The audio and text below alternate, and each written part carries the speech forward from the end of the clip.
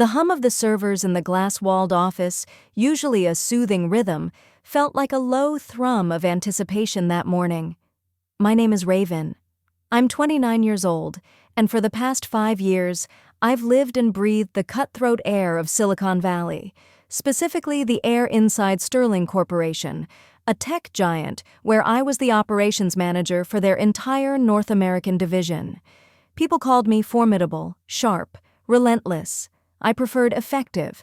I ran my department like a finely tuned machine, each cog and lever optimized for maximum output. The late nights fueled by lukewarm coffee, the weekends spent meticulously dissecting data, the constant push for innovation. It wasn't just work. It was a crusade. I'd started at Sterling as an eager, if slightly naive, project coordinator right out of my accelerated master's program. I climbed. I didn't just meet expectations, I consistently exceeded them.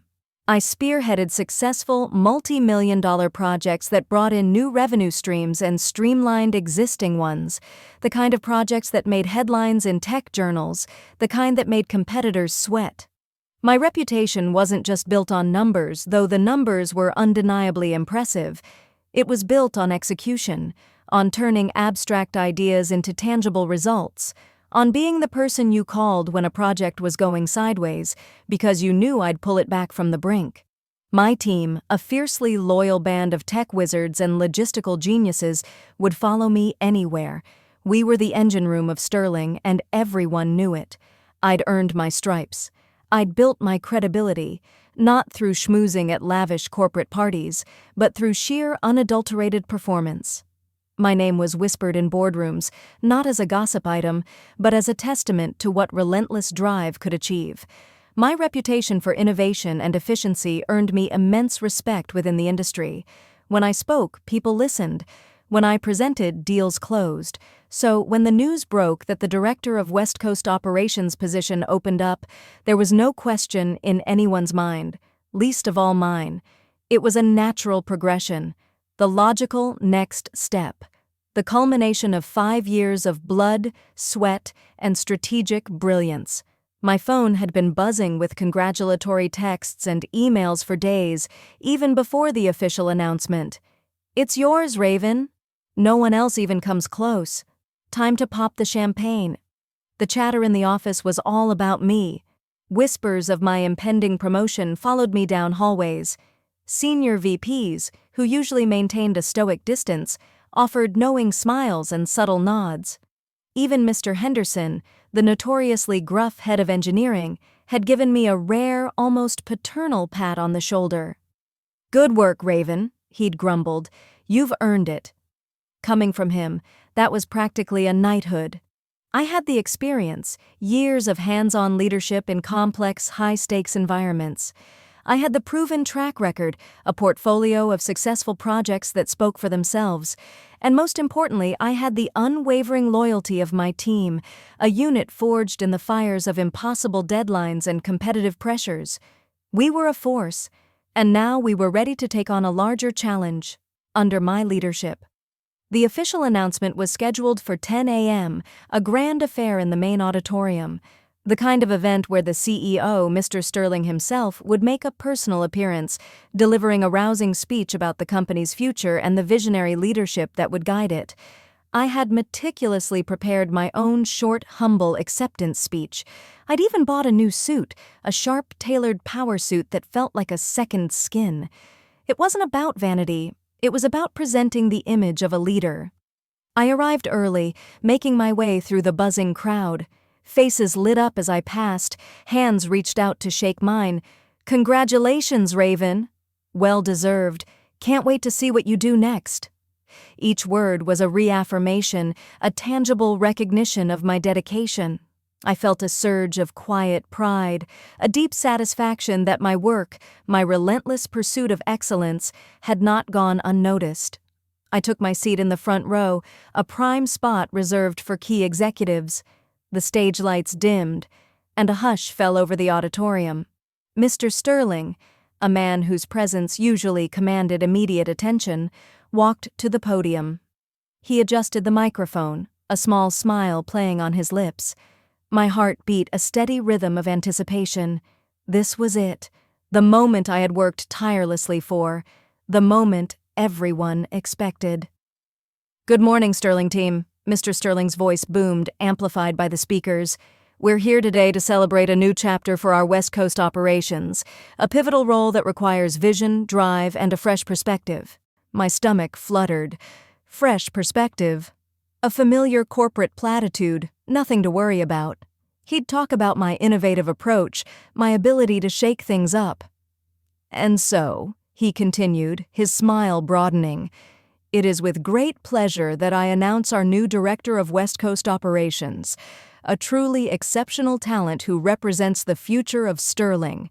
He paused, a dramatic flair that felt drawn out. I straightened my shoulders, ready to stand, ready to walk onto that stage and accept what was rightfully mine. "Please join me," Mr. Sterling concluded, his gaze sweeping over the audience, "in welcoming Cassandra Monroe." The name hit me like a physical blow. The air in the auditorium seemed to rush out of my lungs. Cassandra, not Raven. Cassandra. My heart, which had been beating with quiet anticipation, now hammered against my ribs, a chaotic drum of disbelief. The elegant, polished woman I'd seen lurking near Mr. Sterling's office, the one with the perfectly coiffed blonde hair and the impossibly wide smile, stepped out from behind the curtain, bathed in the spotlight. My blood ran cold. The woman who had just been announced as my new director was Mr. Sterling's notoriously beautiful personal assistant. And I knew, with a sickening certainty, that the Silicon Valley rumor mill wasn't just speculating anymore. This was more than fresh blood. This was a slap in the face. This was personal. A stunned silence filled the auditorium, quickly followed by a ripple of murmurs. Disbelief. Confusion. A few knowing glances. Everyone knew. They all knew the whispers about Cassandra and Mr. Sterling, but to see it so brazenly, so shamelessly paraded, it was audacious.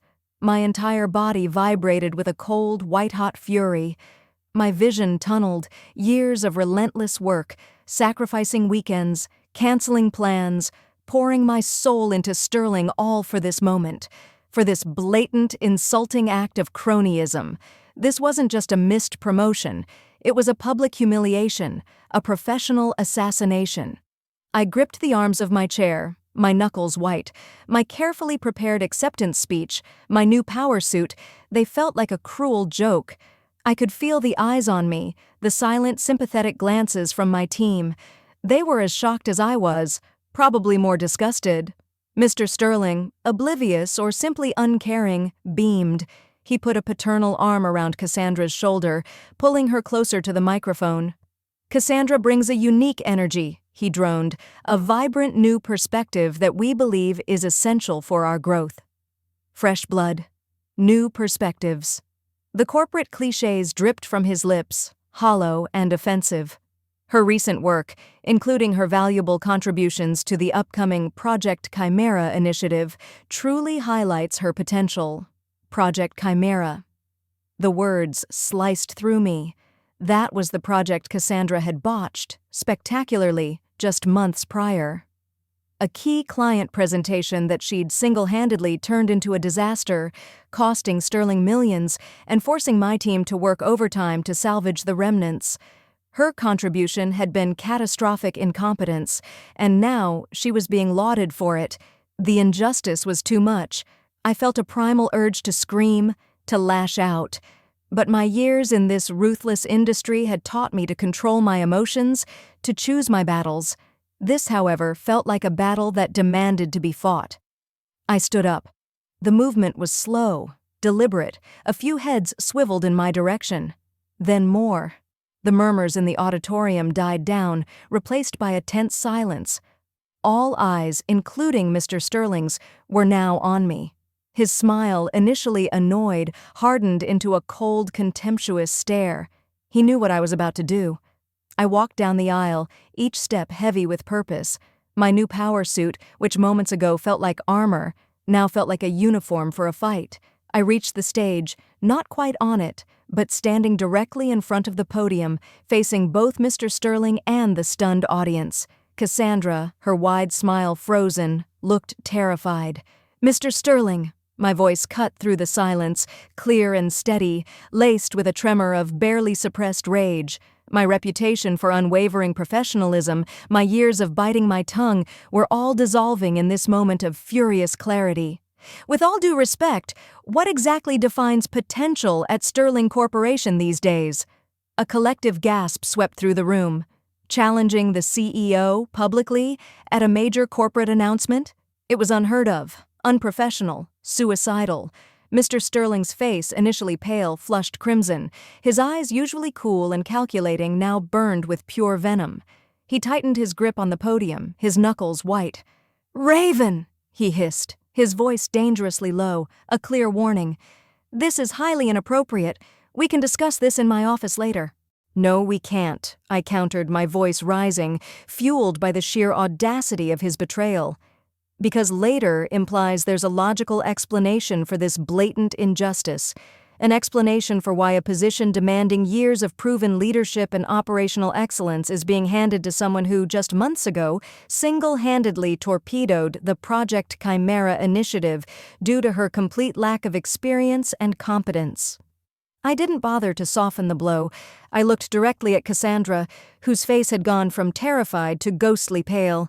Unless, of course, that fresh perspective you're looking for is the perspective of abject failure. The silence in the auditorium was deafening. You could hear a pin drop, then a few coughs. Some shifted in their seats. My team, I could feel it, held their breath, a mixture of fear and awe on their faces. Mr. Sterling's eyes narrowed to slits. His jaw worked, his face a mask of barely contained fury. He knew everyone in that room understood what I was implying, what the rumors were. I had called him out, publicly, nakedly, and he wouldn't tolerate it. "Raven," he said, his voice flat, dangerously quiet. "You have crossed a line." "No, Mr. Sterling," I retorted, shaking my head slowly. "You crossed the line when you put personal favors above professional merit, when you actively undermined the integrity of this company and insulted every single person in this room who has worked tirelessly to earn their place." My defiance was met with swift retaliation. Mr. Sterling took a deep breath, his chest visibly heaving with controlled rage. He stepped away from the podium, his gaze fixed on me, cold and unyielding. "Very well, Ms. Thorne," he said, his voice now loud, resonating with chilling authority. "Consider this your formal notice. Effective immediately, you are relieved of your duties as Operations Manager, North American Division." A fresh wave of gasps erupted from the audience. My team stirred, a few murmuring protests. I stood my ground, my heart pounding, but strangely clear-headed. I had expected dismissal, perhaps, but what came next was designed to be far more painful. "And," Mr. Sterling continued, a cruel smile touching his lips, "since you seem to have such a keen understanding of abject failure and lack of experience, I believe a change of scenery might do you good. You are hereby demoted to a humiliating position in the warehouse inventory department, effective immediately. Your new direct report will be Mr. Jenkins, the foreman. You will report for duty at 7 a.m. tomorrow." The warehouse. The dusty, sprawling, forgotten corner of Sterling Corporation, a place where careers went to die, a move designed to crush my spirit and force my resignation. It was a punishment, a public shaming, a clear message to anyone else who dared to challenge his authority. He wasn't just firing me, he was trying to break me. He wanted me to quit, to slink away in shame, admitting defeat. My vision blurred for a moment, not with tears, but with a surge of renewed, incandescent fury. The insult was profound, the humiliation excruciating, but beneath the sting, a new resolve began to harden. He wanted me to quit? He wanted me broken? He had just severely underestimated me. I met his gaze, my own eyes now as cold and unwavering as his. I gave him a slow, deliberate nod. "Understood, Mr. Sterling," I said, my voice barely a whisper, yet filled with a steel that surprised even myself. "I'll see you in the warehouse." I turned, ignoring the shocked whispers, the pitying looks. I walked out of the auditorium, my new power suit feeling heavy, but my spirit, against all odds, lighter than it had been in months. He thought he had ended my career. He thought he had won. But he had just opened a door, and I was about to walk through it, not as a victim, but as a predator. The game, it seemed, was far from over. It had just moved to a different, much grittier arena. The fluorescent lights of the warehouse hummed, casting a sterile, sickly yellow glow over endless rows of cardboard boxes. The air was thick with the scent of dust, stale packing peanuts, and the bitter tang of my own suppressed rage. This was my new office, my new reality. Relegated to the dusty, sprawling warehouse, I seethed. Mr. Sterling's words echoed in my ears. Demoted to a humiliating position in the warehouse inventory department, your new direct report will be Mr. Jenkins, the foreman. It was a deliberate act of professional castration, a move designed to crush my spirit, to force my resignation. He wanted me to break. He wanted me to crawl away. But the injustice didn't crush me. It burned. It fueled a cold, strategic anger unlike anything I'd ever felt. Every time I lifted a box, every time I scanned a barcode, every time Mr. Jenkins, a well-meaning but utterly bewildered man in a stained work vest, explained the intricacies of pallet jack operation, the fire in my belly grew hotter. I wasn't just counting inventory. I was counting down the days until my revenge. The first few days were a blur of gritty reality. My tailored power suit hung in my closet, replaced by Sterling-branded polos that felt like a uniform of shame. My mornings, once filled with high-level strategy meetings and complex data analysis, were now spent pushing heavy trolleys and deciphering cryptic inventory codes. I observed everything: the inefficiencies, the archaic systems, the sheer waste. Even in humiliation, my analytical mind couldn't shut off. I saw opportunities, even here, in the industrial graveyard of Sterling. My team from operations sent discreet messages, texts of solidarity, veiled offers of help. They were loyal, heartbroken. "We miss you, Raven. It's not the same without you. Don't let him win." Their words were a balm, reminding me that not everyone at Sterling was a pawn in Mr. Sterling's game. Just as I felt the walls closing in, suffocating me with dust and despair, a lifeline appeared. It began with a subtle LinkedIn message, then a discreet email to my personal address, bypassing all Sterling firewalls. The sender was an executive recruiter from Phoenix Innovations, a name that had been buzzing in the tech sector for the past year. They were a rising star, known for their aggressive expansion, their disruptive technologies, and their unapologetically meritocratic culture. They were everything Sterling was pretending to be, and everything it had ceased to be under Mr. Sterling's increasingly erratic leadership. The recruiter's initial message was cautiously polite, requesting a confidential conversation. I knew what it meant. They had heard. Silicon Valley, for all its glossy facade, was a gossip factory. My public humiliation would have spread like wildfire. But Phoenix wasn't looking for gossip. They were looking for talent. My first meeting with them was held off-site in a nondescript cafe miles from Sterling's campus. The lead interviewer was Clara Vance, Phoenix's head of global talent acquisition, a formidable woman in her own right, with eyes that missed nothing. "Raven," she began, her voice calm and direct, "let's not waste time. We know what happened at Sterling, and we know what you're capable of." She didn't offer pity. She offered respect. "Your track record at Sterling is undeniable. Your contributions to Project Nebula, the AI integration, the APAC market expansion, they are legendary. We've been watching you for a while." My chest tightened. They had seen me, not as a demoted drone in a warehouse, but as the force I truly was. "We need someone to spearhead our expansion into the West Coast market," Clara continued, leaning forward. "Someone who can build from the ground up, disrupt existing structures, and go head-to-head with the established players. Someone with your vision, your drive, your ruthlessness, if I may." She offered me the director of West Coast operations position, the very role I was denied.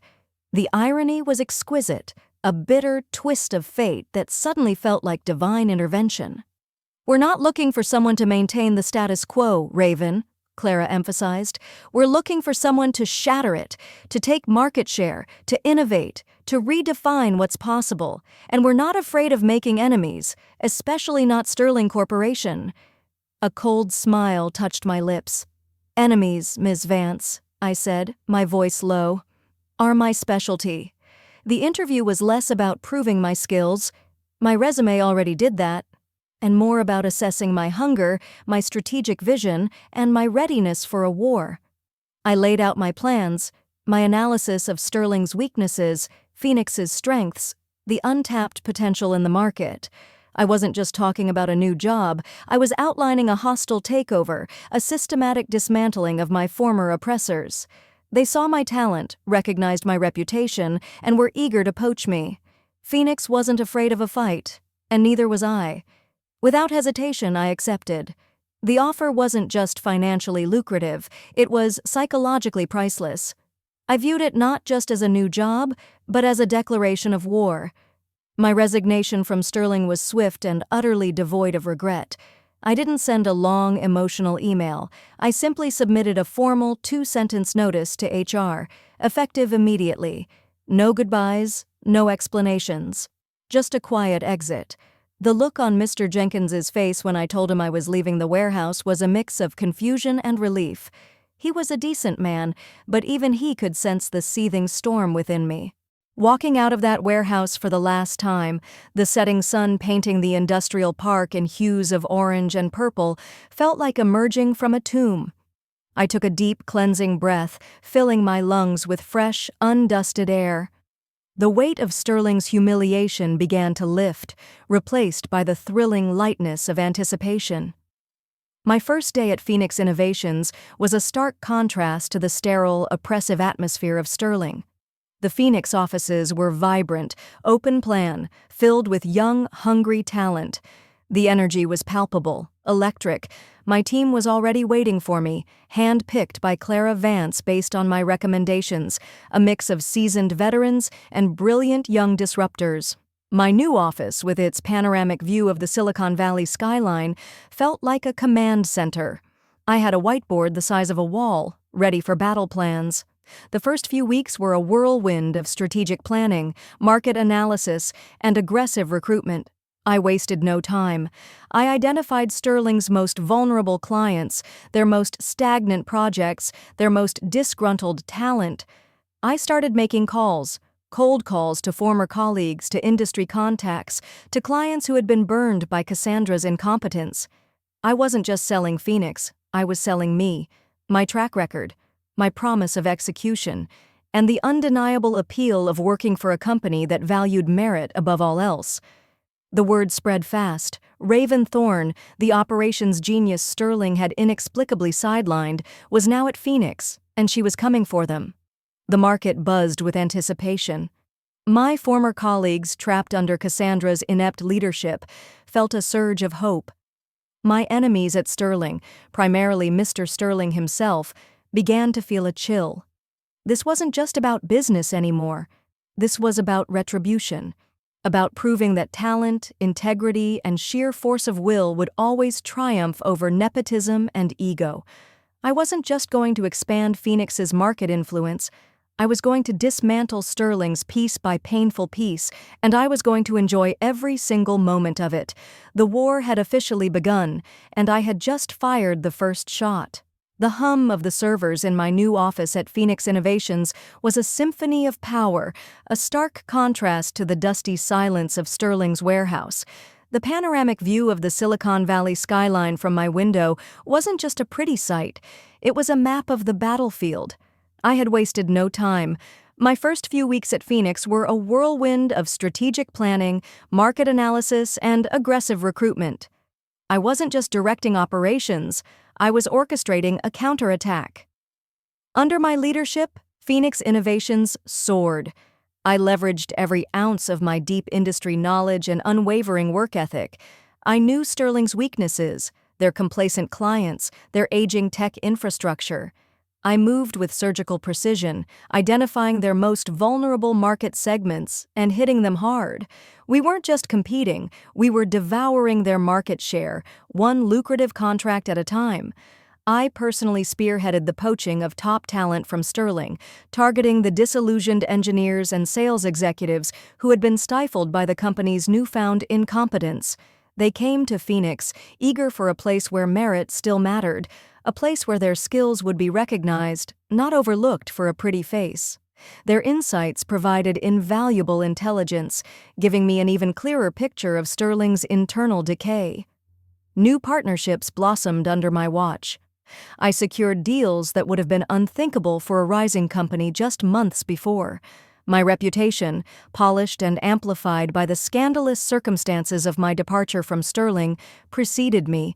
Clients who had grown weary of Sterling's arrogance and recent missteps were now eager to partner with Phoenix, with me. They saw the contrast: Sterling, stagnant and in decline; Phoenix, dynamic and on the ascent.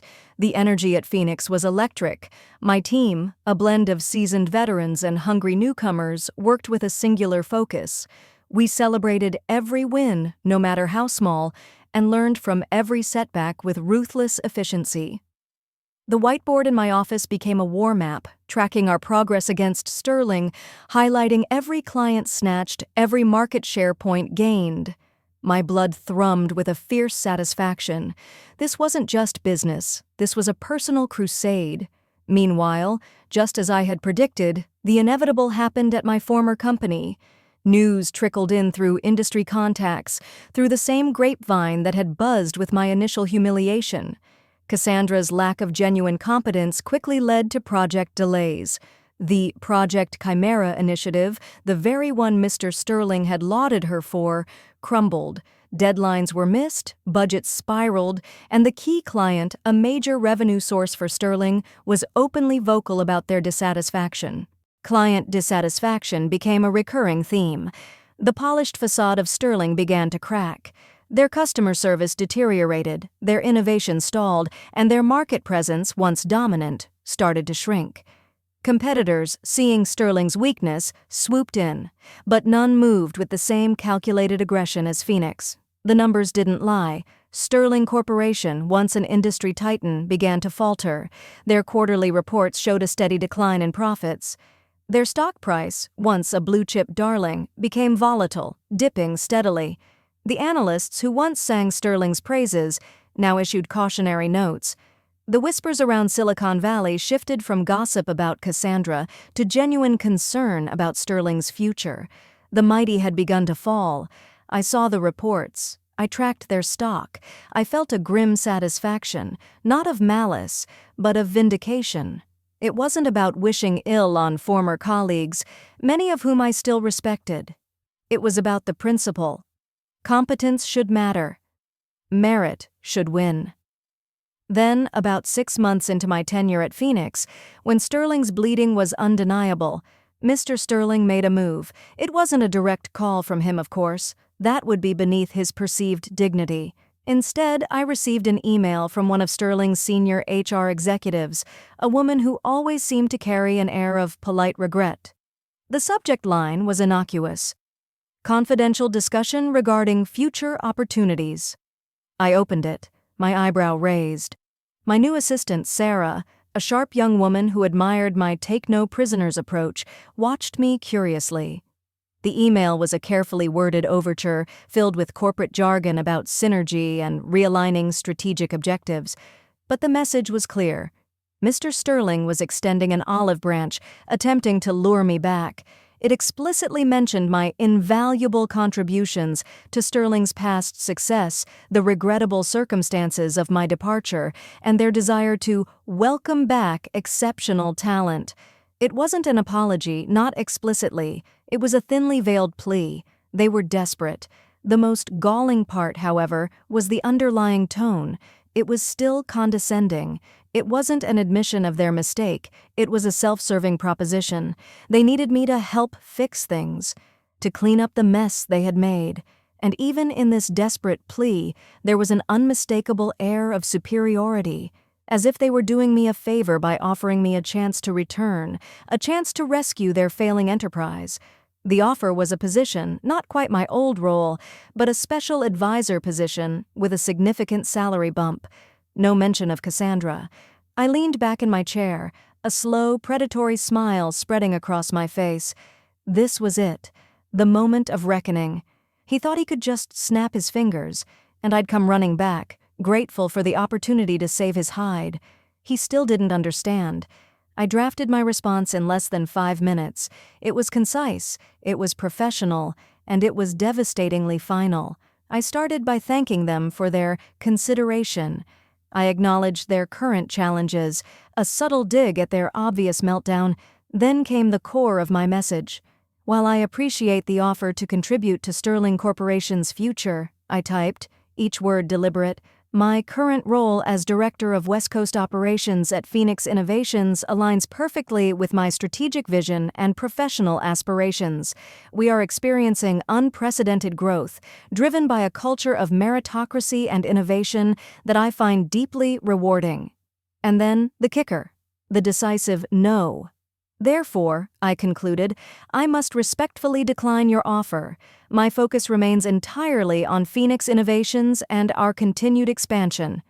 I hit send. A quiet click, but it felt like a thunderclap. I imagined Mr. Sterling reading that email, his face probably turning that familiar shade of crimson. He had offered me an olive branch, and I had used it to poke him in the eye. Sarah, my assistant, looked up from her screen, her eyes curious. Everything all right, Raven? Perfect, Sarah, I said, leaning forward, my smile widening. Just closing a chapter. Now about that hostile takeover strategy for their East Coast division. The game was no longer just about me proving my worth. It was about Phoenix proving its dominance. It was about showing Sterling and the entire industry that true power wasn't inherited or given through favors. It was earned, built from the ground up, and wielded with precision. And I was just getting started. The scent of victory, sharp and intoxicating, was now filling my office. The air in my office at Phoenix Innovations hummed with power, a tangible force reflecting the company's rapid ascent. I had just sent my decisive no to Mr. Sterling's condescending offer, and the sense of satisfaction was immense. But refusing wasn't enough. He had tried to break me, to humiliate me. Now I would show him what true power looked like. My response wasn't just a rejection, it was the opening salvo in a tactical market assault. I initiated it immediately. My team and I worked relentlessly, driven by a shared purpose. We systematically targeted Sterling Corporation's remaining strongholds, their most loyal clients, their most promising projects. I used every piece of competitive intelligence I had gathered, every contact I'd cultivated over years. We deployed aggressive pricing strategies, innovative product pitches, and unparalleled customer service. I knew Sterling's vulnerabilities, their bureaucratic inertia, their reliance on past glories. While they were busy navigating internal chaos and covering for Cassandra's incompetence, we were agile, decisive, and hungry. My former company, Bleeding Talent and Profits, could only watch as Phoenix Innovations, under my command, thrived. The news reports were a daily testament to our success and their decline. Sterling's stock continued its downward spiral. Analysts downgraded their outlook. Whispers in the industry turned into open discussions about Sterling's imminent collapse. Their once loyal customers began to flock to Phoenix, drawn by our reputation for reliability and cutting-edge solutions. The calls from Sterling grew more desperate, but they were no longer coming to me. Instead, they were reaching out to former employees, begging them to return. The senior HR executive who had sent me the olive branch email was reportedly in a permanent state of panic. The final blow came just a few months later. It was a move meticulously planned, a strategic masterpiece. I had identified a key Sterling subsidiary, TechCore Solutions, a gem hidden within their crumbling empire that was ripe for acquisition. TechCore held patents crucial to a new AI development that Phoenix was pursuing. It was Sterling's last real asset of significant value. I worked with Phoenix's M&A team, drawing up plans, anticipating Sterling's every countermove. It was like a high-stakes game of chess, and I knew every piece on the board. The negotiations were brutal, protracted, but I held firm. Mr. Sterling, clinging desperately to what little power he had left, fought tooth and nail, but his position was weak, his company bleeding cash. The day Phoenix announced its acquisition of TechCore Solutions sent shockwaves through the industry. It was front-page news, a David and Goliath story with a twist. The once mighty Sterling Corporation had been brought to its knees, and I, Raven Thorne, was holding the sword. The irony was sweet, precise, and utterly earned. Mr. Sterling's furious phone calls to Phoenix's board were reportedly legendary, but they fell on deaf ears. The deal was done. My victory was complete. Sterling Corporation, while not entirely defunct, was a shadow of its former self. Its legacy was now stained by nepotism and incompetence, a cautionary tale in Silicon Valley. In recognition of my unparalleled success and strategic brilliance, the board of Phoenix Innovations called a special meeting. I walked in, expecting a commendation, perhaps a bonus. What I received was far more profound. The chairman of the board, a stoic veteran of countless tech battles, looked at me, his eyes filled with genuine respect. "Raven," he said, his voice ringing with conviction, "you have not only transformed Phoenix Innovations, you have redefined what leadership means in this industry. Your vision, your execution, your unyielding integrity, they are exceptional." Then came the words that cemented my journey. "The board has unanimously voted to appoint you as the new CEO of Phoenix Innovations." The title hung in the air, a crown forged not from privilege or favors, but from raw talent, hard work, and unyielding integrity. I, who had been demoted to a warehouse, was now leading a burgeoning empire. I was a symbol of meritocracy in an industry often plagued by nepotism. My story was no longer just my own. It was a beacon for anyone who believed that true success was earned, not given. As CEO, I continued to assert my competence. I dismantled arbitrary corporate rules that stifled innovation. I eradicated hidden agendas, fostering a culture of transparency and accountability. I built Phoenix into a company where talent was recognized, rewarded, and given the freedom to flourish. There were no Cassandras under my watch, only merit, only results.